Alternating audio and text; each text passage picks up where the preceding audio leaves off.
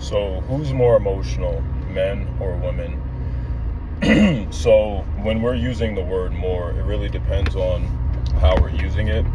If you're talking about who occupies the emotional expressions at the highest and lowest ends of each metric, then men would occupy that. Men tend to be happier because they engage in the most thrill-seeking activities that reward your dopamine.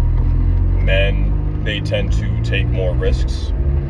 Men tend to engage in more activities that are in alignment with boosting overall happiness. If you're looking at a different emotion like sadness, most of the suicide rates men occupy. So more men are committing suicide than women. There is a male loneliness epidemic. Women are lonely as well, but it seems as though they can regulate it a little bit better. For example, Elliot Rodger, he was an incel who was lonely. He was unable to find a woman. So he went out and he, killed and murdered a bunch of people, unfortunately. And this is something that's more commonly found with men. Women, they tend to internalize everything and they tend to hurt themselves, whereas men in similar situations, it's the reality of hurting themselves mixed with the likelihood of hurting other people. And Elliot Rodger ended his story by killing himself. So he killed people and then he killed himself. And that is typically something that aligns with testosterone that is not being controlled. Men obviously not only are the most happy, the most sad, but also the most angry and the most violent for all the things that I listed. That also goes by specific demographic, that goes by environment, that goes by circumstances. But even in general, if we're talking about the wars, if we're talking about colonization, if we're talking about tribal conflicts, if we're talking about any type of warring periods, most of the figures that were either fighting in the armies or the generals, most of them were men. That is an inherently masculine thing. The principle of war was conceptualized mostly by men and acted upon mostly by men. So if we're talking about who's more emotionally flat on a day-to-day basis, a neurotypical man, he's less likely to become emotional than these people that have severe mental illnesses, because you have to have severe mental illness to say, I've never even approached a girl, but I'm gonna have this entitlement like Elliot Rodger, that I'm the supreme gentleman and women should just throw themselves at me. I don't remember how old he was. He was like 20 or 21. He had his entire life ahead of him, and wasn't his father or something like that, like the Hunger Games director or one of the Hunger Games directors or something like that. He was driving expensive cars, and he wasn't necessarily unattractive either. So he had his life ahead of him, and he threw it away because he couldn't control himself. And that type of emotional expression, it's more commonly found with men than women. If we're talking about who has more emotional fluctuations, then you would probably say women, because like I said, men are more emotionally flat, and that comes from many different reasons. One being social engineering. Somebody like me who's stoic, I don't just bottle everything in. I have a system where if I'm angry about something, or if I'm upset about something, or if I'm stressed out about something, I don't just bottle it in until one day it just explodes. Like, I really have to hijack my brain and develop different thoughts. So certain things that would get me upset, they don't get me upset, because in that moment, I'm just telling myself the way that person is acting is a representation of themselves. And they're clearly hurting, they're clearly wounded, and a wound can't heal if you continue to touch it. If you continue to poke at it and pick that scab, it'll never really heal. So I see these people as broken. I see these people that need to be healed. It's not my job to heal them if they're coming at me with negative energy. So I'm going to let their life play out as it will. That video that I made, you may or may not have seen that on my Instagram, where the lady was yelling at me and I was staying stoic. In my mind, I have somewhat of a superiority complex, not like Elliot Rodger, where I think I'm entitled or owed anything, but a superiority complex where I know I have complete control over my emotions, which is a very, very impressive thing to be able to do. And it's quite a strong flex to be able to just say that nobody can get me upset. Sure, I'll be snarky every now and then, like I'll, chirp back every now and then if I feel like it. I'll make somebody upset. But just because I'm actively engaging in that moment doesn't mean that I'm losing my emotional composure. And that's the problem with a lot of men. They lose their emotional composure. A lot of women too. I would say they're very alike in that regard, at least on a verbal basis, where they both will scream, they'll both get loud, they'll both get aggressive. And it's becoming exceedingly worse because a lot of women are stepping into their masculine because they fought for the right to work, and now they have to work just as much, sometimes even more than men. They're very miserable, they're very upset, they're not trusting of men. It could either be because of engineering that started in the house, where the single mother will fearmonger and create this perpetual cycle of creating a system where you know how to avoid men and how to not get manipulated by men, but you don't know how to keep a man, and you don't know how to put in the work to actually maintain a relationship. So there's this perpetual cycle of women not being able to find and keep partners. Yeah, they have 100 guys in their DMs sending them pictures of their, whatever, but they're not actually able to keep a relationship with somebody that they love. Now they're becoming more picky. Now their standards are becoming increasingly more intolerable, and they just end up staying single. They end up dating in their 20s, trying to have fun, and then they end up single. And I think a lot of them are content with that. I think men biologically search for partners more because you want to spread your seed, whereas a woman is going to be more selective of who she chooses because, sexual interaction with the man, it's inconsequential outside of finances or child support. But you can have sex as a man and not have to worry about that for the rest of your life. Pregnancy, carrying the child, having to take care of the child. It's an inconsequential mating. But for a woman, she has to be more selective because of that future. Not only that, but she could also get physically harmed by the man if she's not selective. So eventually this selective behavior, it can fizzle out if you don't see the utility in even needing a partner. Like, why do I need to be selective? Why do I even need to look for certain characteristics? And why do I need to allow myself to trust a man if I'm not even convinced that I need one? So women actually have a slight advantage in that department, where if they're lonely, they can usually get through it better. They have more support systems. If they cry, people are hugging them.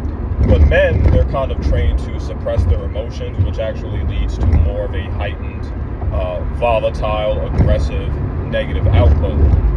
So when you factor all of that in, and then you want to ask who's more emotional, it really is contextual. It depends on how you're using it. If you're talking about who's more emotional on a day-to-day basis, I would argue that women are more emotional on a day-to-day basis because of their hormones, because of different parts of their brain chemistry.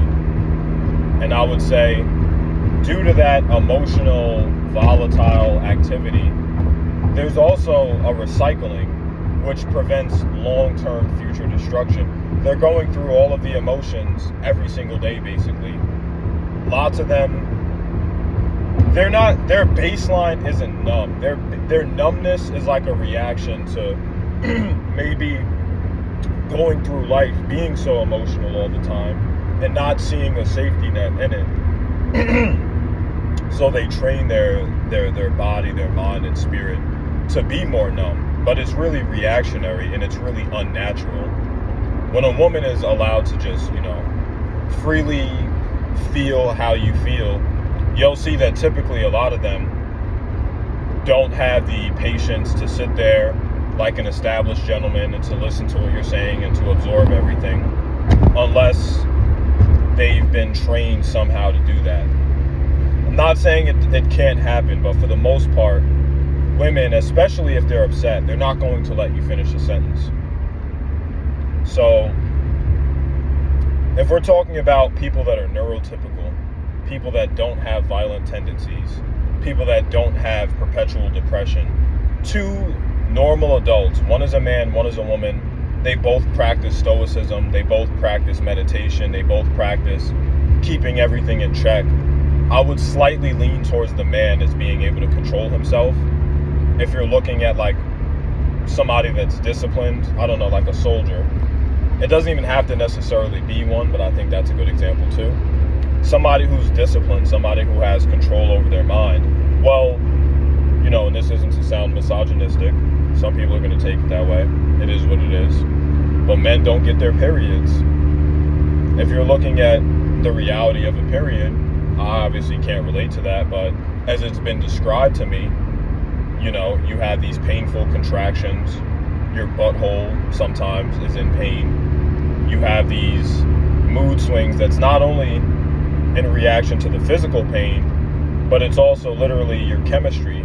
There are chemicals being released, and you're feeling different as a result of your physical and your neurological changes that are going on. So with that being said, you have more reasons technically to be upset. Also, your anger is typically going to be inconsequential as well, because even if you're as mad as you can possibly get and you charged a punch right at my face, it probably wouldn't move me. I'm 6'4", you know, I have a strong neck. I've been doing MMA for 20 years. I was a coach for 7. So you're probably not going to do anything. If I use half of my power, and I'm not bragging about it, I'm just saying what the reality is, I could strike you, and when your floor hits the ground, I mean, that was crazy, when your floor hits the ground, when your head hits the floor or the ground, you could possibly pass away. And as a man, I know that, so I have to control myself to not get to that point. And I have to make it to where those thoughts never even come to my mind, which they don't. If I've ever been angry at a woman, I would, you know, in the past, this was the old me, but, you know, I would slam a water bottle or go work out or do something. And some people say, oh, a man lashing out like this is him showing you how much he wants to hit you. I can't speak for all men, but I can say in my anecdotal experience, I never did that because I wanted to hit the woman. So I could say, at least speaking for myself, it's just I was so mad and I didn't want to hurt myself and I didn't want to hurt her. Those two thoughts never came to my mind, but I was just so angry and I didn't know how to control it because I was void of stoicism. I was void of emotional regulation. And women, they have a leg up on men because they regulate their emotions every day. They, you know, as soon as they feel sad, they cry, they let it out. Men, you know, you kind of fight the urge a little bit. You don't really want to let it out right away. You kind of want to be tough and get through it. I think it's important to just let it out every now and then. If you feel like you need to, just let it out. You know, have a support system. Now me, I live alone. I don't have any friends. I don't talk to people. So everything I go through it on my own. But the thing is, I chose that, and I continue to choose that. If you're somebody like me who really doesn't need that support system, then you're really better off, and nobody could ever do anything or say anything that'll get underneath your skin unless you're just really, really in love with them. And I don't have any reality like that. I am completely free of any type of attachments. There are some lingering feelings every now and then, some people that I miss, but nothing that's strongly connecting me to, you know, other human beings. I'm connected to myself. So with that being said, as a man, there's no man or woman that's going to be more emotionally in control than somebody like me. The only reality is that somebody could be on par with me, but if I'm in complete control of my emotions, then there's no surpassing that because I have complete control. And the people that I usually see that are able to do that are men that have a similar circumstance to me. Also, with a lot of older women who maybe don't have their periods, they also are pretty good with controlling their emotions. And I would say they're also very passive, which is another good thing that helps. You know, they don't want to get into a fight because they know they'll lose. With me, it makes sense why there could be a possibility that somebody could bait me into a physical altercation. But I also know that there's like a systemic pushback against violence. There are systemic consequences. So that's going to inform my control as well. And what do I get from beating the shit out of somebody? I get nothing. I get nothing but a charge. I get nothing but a conviction. So with all this being said, the way I would conclude all of this is to say, women, if you're looking at a bell curve, right? You know what a bell curve is? I would say women have more emotional movements on a day-to-day basis. You can see more emotions being displayed on a day-to-day basis, where they go from, you know, if it's like a line, it's not like a straight line. I would say it's kind of like this. Like when you're looking at a heartbeat on a machine, like it's going up and down, it's going up and down, but it's never going extremely up or extremely down. Like for men, I would say it's really closer to the center. Maybe it's like going up and down a little bit, but it's closer to emotional flatness. And I would say if something happens and they're getting angry, something happens that makes them upset, it kind of like goes up a little bit, but then they're trying to like bring it down. It's going up a little bit and they're trying to bring it down until one day the right recipe just happens where they commit a violent crime. Maybe they make a mistake, maybe they keep making mistakes, but I would say men are usually more chill. And then something crazy happens where they get really depressed. Maybe they get heartbroken or something happened, or, you know, they get upset. So who's more emotional, men or women? Well, it depends on how you're trying to use it. If you're talking about emotional, extreme expression and real world consequences, then I would lean men. If you're talking about emotional fluctuation or emotional activity, then I would say women. What do you guys think about all this?